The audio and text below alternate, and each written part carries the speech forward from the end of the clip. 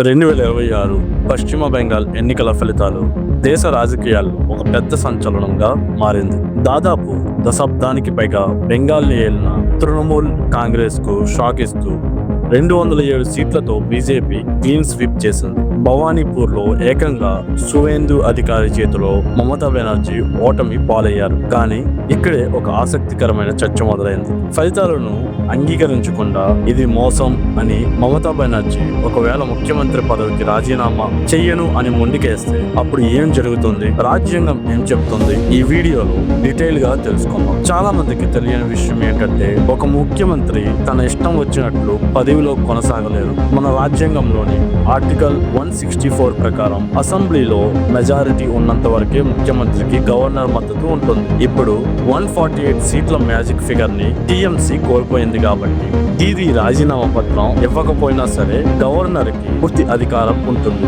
రాజీనామా చేయకపోవడం అనేది కేవలం రాజకీయ నిరసన అవుతుందే తప్ప చట్టపరంగా ఆమెను కాపాడలేదు. ఒకవేళ గవర్నర్ ఎలాంటి యాక్షన్ తీసుకోలేదు అనుకుందాం, అప్పుడు ఏమవుతుంది? పశ్చిమ బెంగాల్ ప్రస్తుత అసెంబ్లీ గడువు మే 7, 2026తో ముగిసిపోతుంది.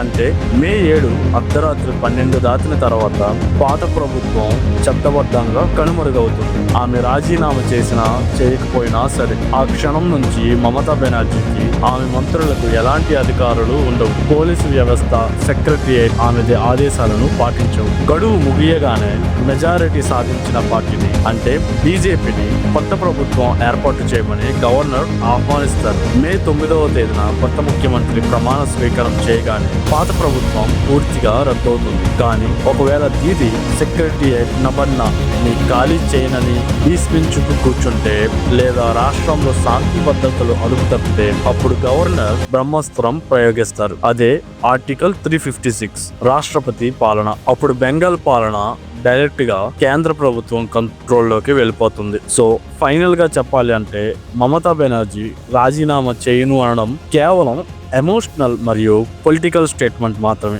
రాజ్యాంగబద్ధంగా చూస్తే కొత్త ప్రభుత్వం రాకను ఎవరూ ఆపలేరు. పవర్ ట్రాన్స్ఫర్ అనేది రూల్స్ ప్రకారం జరిగి తీరుతుంది. మరి బెంగాల్లో జరుగుతున్న ఈ రాజకీయ పరిణామాల మీద మీ అభిప్రాయం ఏంటి? కింద కామెంట్స్ లో పంచుకోండి. ఈ వీడియో గనక మీకు ఇన్ఫర్మేటివ్ గా అనిపిస్తే ఖచ్చితంగా లైక్ చేయండి. అలానే మీ ఫ్రెండ్స్ కూడా షేర్ చేయండి.